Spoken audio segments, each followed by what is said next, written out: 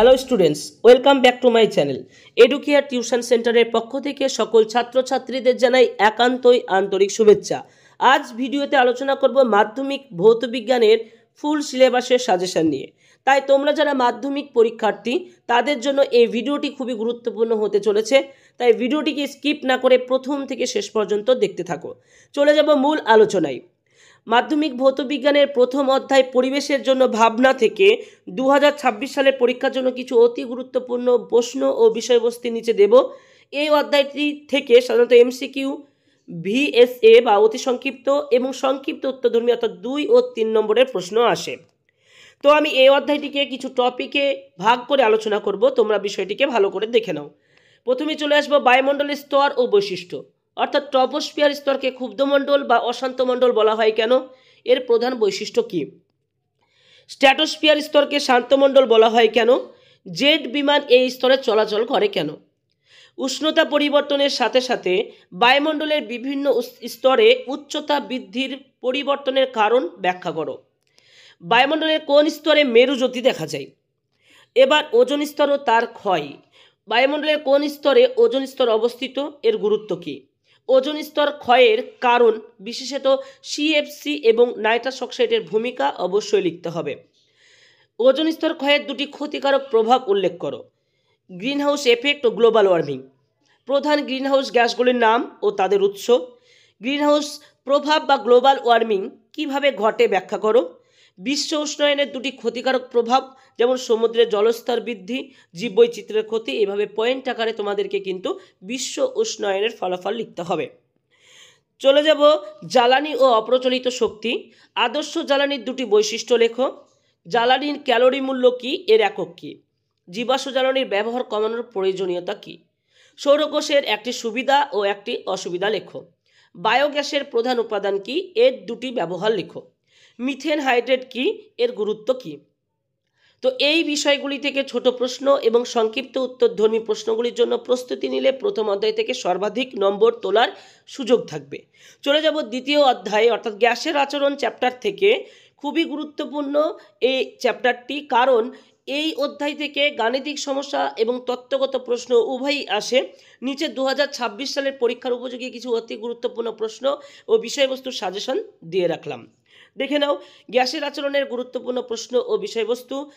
গ্যাসের সূত্রাবলী থেকে তোমাদেরকে রেডি করে রাখতে হবে বয়েলের সূত্র। সূত্রটির বিবৃতি দাও। সূত্রটির গাণিতিক রূপ অর্থাৎ পি ভেরিয়াস 1/v বা P1V1 = P2V2 লেখো। PV লেখচিত্র এবং P1V লেখচিত্রের আকার কেমন হয়? চার্লসের সূত্র থেকে সূত্রটির বিবৃতি দাও। সূত্রটির গাণিতিক রূপ অর্থাৎ V ভেরিয়াস T বা V1/T1 = V2/T2 লেখো। VT লেখচিত্রের আকার কেমন হয়? পরম উষ্ণতা স্কেল। পরম শূন্য উষ্ণতা এটি কি, এর মান কত, এই উষ্ণতাকে পরম বলা হয় কেন? পরম উষ্ণতা ও সেলসিয়াস উষ্ণতার সম্পর্ক তৈরি করো, অর্থাৎ T = T+273K, এটির গাণিতিক ব্যাখ্যা চাইবে। তারপর সমন্বিত গ্যাস সূত্র ও আদর্শ গ্যাসের সমীকরণ থেকে সমন্বিত গ্যাস সূত্রটি লেখো। এর গাণিতিক রূপ অর্থাৎ P1V1/T1 = P2V2/T2 লেখো। অ্যাভোগাড্রো সূত্রের বিবৃতি ও গুরুত্ব। আদর্শ গ্যাস সমীকরণটি প্রতিষ্ঠা করো। আর কে সর্বজনীন গ্যাস ধ্রুবক বলা হয় কেন, এর একক কী? গ্যাসের প্রমাণ ঘনত্ব নির্ণয়ের সূত্র। গ্যাসের গতিতত্ত্ব থেকে গ্যাসের গতিতত্ত্বের সাপেক্ষে গ্যাসের চাপের কারণ ব্যাখ্যা করো। আদর্শ গ্যাস ও বাস্তব গ্যাসের মধ্যে পার্থক্য কী? গ্যাসের অণুর গতির ওপর উষ্ণতার প্রভাব, অর্থাৎ উষ্ণতা বাড়লে গ্যাসের অণুর গতির কী পরিবর্তন হয়? এই অধ্যায় থেকে গাণিতিক সমস্যা। এই অধ্যায় থেকে গাণিতিক সমস্যাগুলো অবশ্যই অভ্যাস করতে হবে, বিশেষত বয়েলের সূত্র এবং চার্লসের সূত্রের গাণিতিক প্রয়োগ। সমন্বিত গ্যাস সূত্র ব্যবহার করে চাপ, আয়তন বা উষ্ণতা নির্ণয়। আদর্শ গ্যাস সমীকরণ অর্থাৎ PV = nRT সংক্রান্ত সমস্যা, এগুলো তোমাদেরকে রেডি করে রাখতে হবে। চলে যাব মাধ্যমিক ভৌত বিজ্ঞানের তৃতীয় অধ্যায় রাসায়নিক গণনা থেকে, যেগুলো তোমাদেরকে পড়ে রাখতে হবে। প্রথমেই ধারণা ও সূত্রাবলী, অর্থাৎ মোল এর সংজ্ঞা। এক মোল পদার্থে কটি অণু বা পরমাণু থাকে? এসটিপিতে গ্যাসের মোলার আয়তন, অর্থাৎ এসটিপিতে যে কোনো গ্যাসের এক মোলের আয়তন কত? বা 22.4 লিটার হয় কেন, এটাও আসতে পারে। বাষ্প ঘনত্ব আণবিক ভরের সম্পর্কটি প্রতিষ্ঠা করো। আণবিক ভর ইজিক্যাল টু 2 ইন্টু বাষ্প ঘনত্ব, এটা প্রতিষ্ঠা করতে হবে। অ্যাভোগাড্রো প্রকল্পের বিবৃতি দাও এবং এর গুরুত্ব উল্লেখ করো।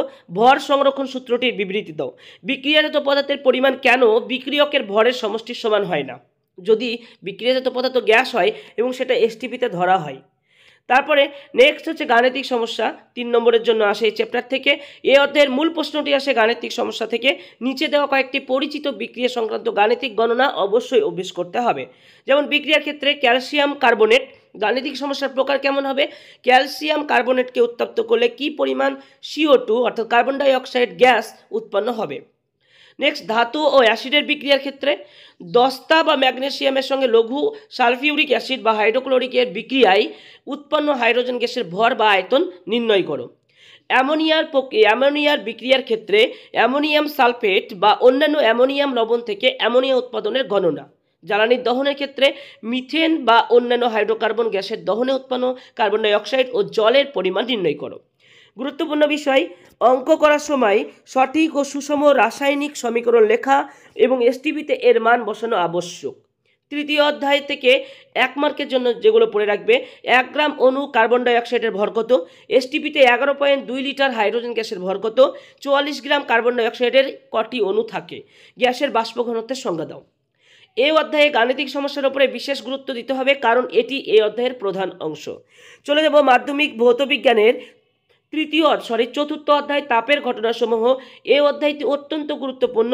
এই অধ্যায় থেকে দৈনন্দিন জীবনের উদাহরণ এবং গাণিতিক সমস্যা উভয়ই আসে। বিশেষত তাপীয় প্রসারণ এবং সংশ্লিষ্ট রাশিগুলির সংজ্ঞা এবং সম্পর্ক খুব ভালো করে তৈরি করতে হবে। তো এই অধ্যায়ের গুরুত্বপূর্ণ প্রশ্নগুলি নিচে রাখলাম।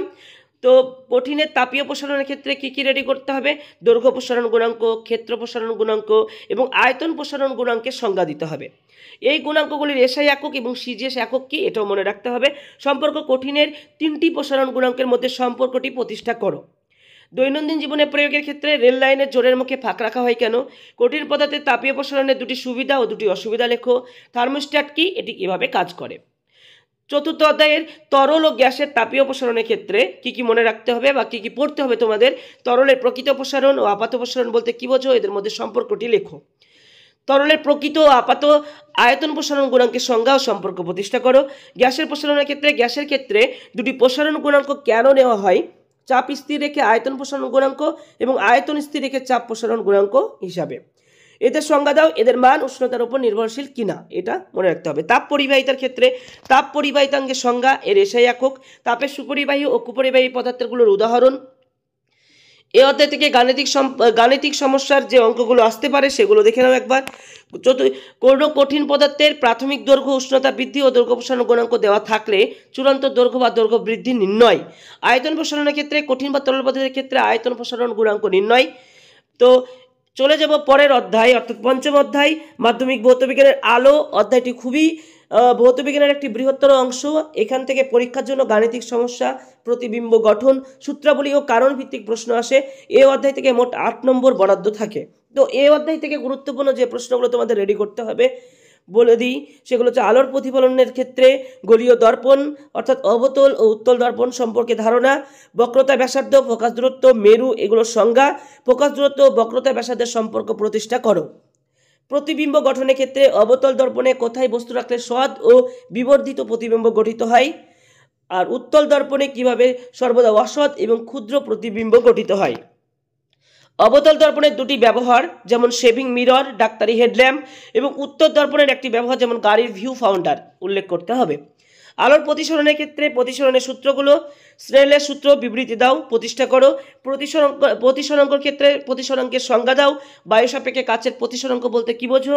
আলোকরশ্মির চ্যুতি মানে 2টি চ্যুতির মধ্যে আলোকরশ্মির প্রতিসরণের ফলে চ্যুতির কারণ কি। লেন্স, উত্তল লেন্স ও অবতল লেন্স, আলোক কেন্দ্রের সংজ্ঞা, মুখ্য প্রকাশের সংজ্ঞা। লেন্সের প্রতিবিম্ব গঠনের ক্ষেত্রে উত্তল লেন্স দ্বারা কোথায় বস্তু রাখলে সৎ ও বিবর্ধিত প্রতিবিম্ব গঠিত হয়, উত্তল লেন্স দ্বারা কিভাবে অসৎ ও বিবর্ধিত প্রতিবিম্ব গঠিত। চলে যাবো এই অধ্যায়ের পরের টপিক, লেন্সের ক্ষমতা ও গাণিতিক সমস্যা। লেন্সের ক্ষমতা মানে লেন্সের সংজ্ঞা, এর এসআই একক। গাণিতিক সমস্যা, দর্পণের সূত্র অর্থাৎ 1/v plus 1/u is equal two 1/f ও লেন্সের সূত্র 1/v minus 1/u is equal two 1/f সংক্রান্ত গাণিতিক সমস্যা, আলোক রশ্মির প্রতিসরাঙ্ক এবং লেন্সের ক্ষমতা সমান p is equal two 1/f metre এককে নির্ণয়, রৈখিক বিবর্ধন সংক্রান্ত গণনা, চিহ্ন প্রথা, দর্পণ ও লেন্সের গাণিতিক সমস্যা সমাধানের জন্য কার্তেশীয় চিহ্ন প্রথা খুব ভালো করে বুঝতে হবে। বিচ্ছুরণ ও বিক্ষেপণের ক্ষেত্রে আলোর বিচ্ছুরণের সংজ্ঞা, প্রিজম দ্বারা আলোর বিচ্ছুরণের কারণ কি, বিক্ষেপণের সংজ্ঞা, আকাশের রং নীল হয় কেন। এবার চলে যাব মাধ্যমিক 2026 ভৌত বিজ্ঞানের চল তড়িৎ চ্যাপ্টার থেকে যে সমস্ত প্রশ্নগুলো খুবই গুরুত্বপূর্ণ সেগুলোর আলোচনায়। তো 3 নম্বরের জন্য গুরুত্বপূর্ণ প্রশ্ন হচ্ছে ওহমের সূত্রটির বিবৃত করো, গাণিতিক রূপে প্রকাশ করো। লেখচিত্রের সাহায্যে ওহমের সূত্রটি ব্যাখ্যা করো। ওহমের সূত্রের দুটি সীমাবদ্ধতা উল্লেখ করো। রোধের সমবায়ের ক্ষেত্রে রোধের শ্রেণী সমবায়ের ক্ষেত্রে তুল্য রোধের রাশিমালা প্রতিষ্ঠা করো। সমান্তরাল সমবায় রোধের সমান্তরাল সমবায়ের ক্ষেত্রে তুল্য রোধের রাশিমালা প্রতিষ্ঠা করো। গাণিতিক সমস্যা, এই দুটি সমবায়ের উপর ভিত্তি করে তুল্য রোধ নির্ণয়ের গাণিতিক সমস্যাগুলো অবশ্যই অভ্যাস করবে। জুলের সূত্র ও ক্ষমতা, জুলের সূত্রটি বিবৃত করো। তড়িৎ ক্ষমতা কাকে বলে, তড়িৎ ক্ষমতা নির্ণয়ের সূত্রটি লেখো। তড়িৎ প্রবাহের তাপীয় ফল সংক্রান্ত গাণিতিক সমস্যা অর্থাৎ জুল, ওয়াট, বিওটি একক সংক্রান্ত সেই সমস্যাগুলোর সমাধান করো। ব্যবহারিক প্রয়োগের ক্ষেত্রে ফিউজ তারের উপাদান কি, এর বৈশিষ্ট্য লেখো এবং কার্যনীতি ব্যাখ্যা করো। বাড়িতে তড়িৎ ব্যবহারের সময় কেন সমান্তরাল সমবায় ব্যবহার করা হয়। তড়িৎচালক বল ও বিভব পার্থক্যের মধ্যে 3টি পার্থক্য লেখো। গাণিতিক প্রশ্ন, আর রোধের একটি তারকে টেনে তার দৈর্ঘ্য দ্বিগুণ করা হলে তারের নতুন রোধ কত হবে। বিওটি সংক্রান্ত, একটি বাড়িতে 100 ওয়াটের 5টি আলো প্রতিদিন 5 ঘন্টা করে জ্বললে 30 দিনে কত বিওটি তড়িৎ খরচ হতে পারে। 2 নম্বরের জন্য গুরুত্বপূর্ণ প্রশ্ন এই অধ্যায় থেকে তড়িৎ বিভব ও বিভব পার্থক্যের সংজ্ঞা দাও এবং এদের এসআই একক লেখো। তড়িৎ চালক বল কাকে বলে, একটি তড়িৎ কোষের অভ্যন্তরীণ রোধ বলতে কি বোঝায়। রোধ ও রোধাঙ্ক কাকে বলে, এদের এসআই একক কি। পরিবাহী, অর্ধপরিবাহী ও অন্তরক পদার্থের 2টি করে উদাহরণ দাও। শর্ট সার্কিট ও ওভারলোডিং বলতে কি বোঝায়। 1 বিওটি বলতে কি বোঝো, 1 বিওটি সমান কত জুল। 1 নম্বরের জন্য গুরুত্বপূর্ণ প্রশ্ন এই অধ্যায় থেকে তড়িতাধান, তড়িৎ প্রবাহ মাত্রা, 1 ভোল্ট, 1 ওহম, 1 অ্যাম্পিয়ার এগুলোর সংজ্ঞা এবং সূত্র, তড়িতাধানের একক, বিভবের একক, রোধাঙ্কের, তড়িৎ ক্ষমতার, তড়িৎ শক্তির এসআই এককগুলো দেখে নিতে হবে। ফিউজ তারের উপাদান, হিটার ও ইলেকট্রিক ইস্ত্রির উপাদানের নাম, এর ব্যবহারিক প্রয়োগ, সম্পর্ক তড়িৎ প্রবাহের অভিমুখ ও ইলেকট্রন প্রবাহের অভিমুখের সম্পর্ক। চলে যাব 7ম অধ্যায় অর্থাৎ পরমাণু নিউক্লিয়াস চ্যাপ্টার থেকে ভৌত বিজ্ঞানের যে সমস্ত প্রশ্নগুলো আসতে চলেছে তার সাজেশন নিয়ে। তো এই অধ্যায় থেকে 3 নম্বরের যে প্রশ্নগুলো সব থেকে বেশি গুরুত্বপূর্ণ সেগুলো নিয়ে আলোচনা করব। প্রথমেই চলে আসছি টপিক 1, নিউক্লিয় বিক্রিয়া ও শক্তির সমতা। ভর ত্রুটি ও নিউক্লিয় বন্ধন শক্তি কাকে বলে ব্যাখ্যা করো। আইনস্টাইনের ভর শক্তি সমতা সূত্রটি লেখো এবং এর থেকে বন্ধন শক্তির ধারণা কিভাবে পাওয়া যায় তা ব্যাখ্যা করো। নিউক্লিয় বিভাজন ও নিউক্লিয় সংযোজন বিক্রিয়ার মধ্যে 3টি পার্থক্য লেখো। প্রতিটি বিক্রিয়ার একটি করে উদাহরণ দাও।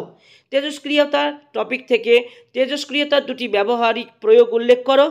নিউক্লিয় বিভাজন বিক্রিয়ায় যে শৃঙ্খল বিক্রিয়া সৃষ্টি হয় তার সংক্ষেপে লেখো। নিউক্লিয় চুল্লিতে কিভাবে শক্তি উৎপাদন করা হয় এবং চুল্লির মূল অংশগুলির নাম ও কাজ লেখো। গাণিতিক প্রশ্ন, আইনস্টাইনের ভর শক্তি সমতা সূত্র থেকে শক্তির পরিমাপ নির্ণয়ের গাণিতিক সমস্যাগুলি অভ্যাস করে নাও। এই অধ্যায় থেকে 2 নম্বরের জন্য গুরুত্বপূর্ণ প্রশ্নগুলি হলো তেজস্ক্রিয়তা কাকে বলে, এই ঘটনার জন্য দায়ী পরমাণুর কোন অংশ।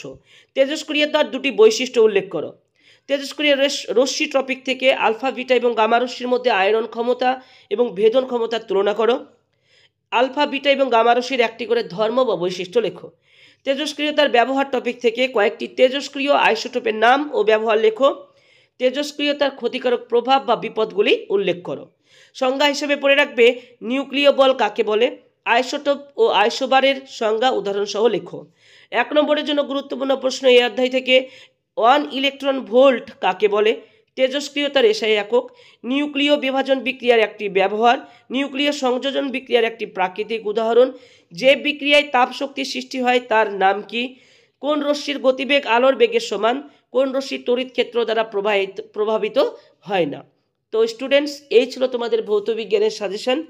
সো ভিডিওটি যদি ভালো লেগে থাকে অবশ্যই লাইক দেবে এবং তোমরা যে বিষয়ে সাজেশন পেতে চাও নিচে কমেন্ট বক্সে ছেড়ে দেবে, আমি সেটা দেখে তোমাদের সাজেশন দেওয়ার চেষ্টা করব।